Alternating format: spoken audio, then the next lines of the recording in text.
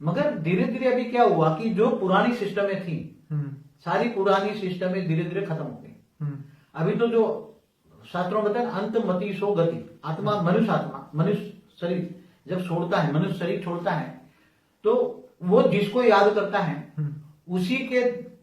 उसी की जगत की आत्माएं उसको लेने आ जाती। जैसे कोई अपने गुरु को याद करता है, जैसे यहाँ गुरु की कंठी बांधी होता है, तो गुरु जो है उसके मरने पर उसके गुरु के जो, हम यहाँ तो भूत ही कहेंगे स्थूल जगत में, तो अच्छे मतलब ये लोग एंजल बोलते हैं, कोई ये एंजल कहता, मगर मैं तो उसको भूत ही कहूंगा।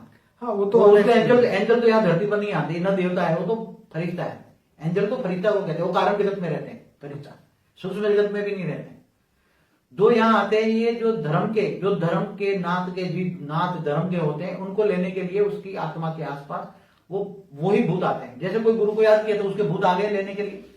फिर वो आत्मा तो 13 दिन तक धार्मिक विधि पूरी ना हो तब तक वो आत्माएं घर में रहती हैं, अपने स्वजनों को मरने के बाद देखती हैं कौन रोता है, कौन चिल्लाता है, क्या करते हैं।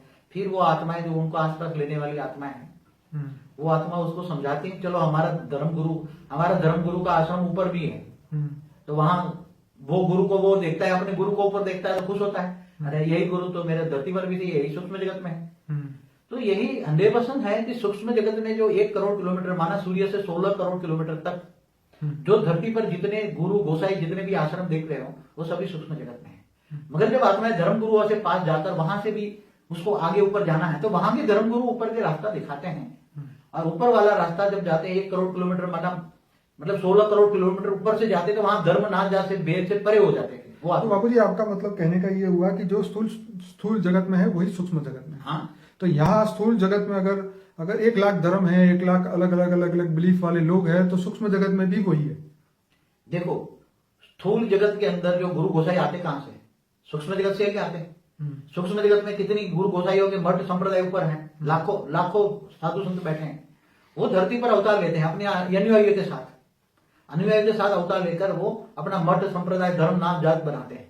और ये फिर जब वो आत्मा शरीर छोड़ती है तो अपने ऊपर मठ संप्रदाय में ले जाती है, अपने गुरु गोसाई यहाँ भी देखते हैं, ऊपर देखती है तो खुश हो जाता है। मगर ये फिर ऊपर जब जाती है सूक्ष्म लेयर का ये लेयर होता है धर्म बंधनों से मुक्त वाला लेयर, जो किसी को पता नहीं है, समझ में? ये किसी को नहीं पता है। मैंने देखा है, अपनी नजरों से देखा है, मैंने दिव्य दृष्टि से देखा कि जो स्थूल दुनिया में देखते हैं वही सूक्ष्म जगत में है। मगर इनसे ऊपर कई ऊपर जो अति सूक्ष्म स्वरूप कई लेयर्स के ऊपर आत्मा जब जाती है तो वहां अच्छे धर्मनाथ जात से परे की गुरु होते हैं। कौन से? धर्मनाथ जात से परे गुरु होते हैं। समझो कि आप 20 करोड़ किलोमीटर ऊपर गए, सूर्य से 20 करोड़ किलोमीटर ऊपर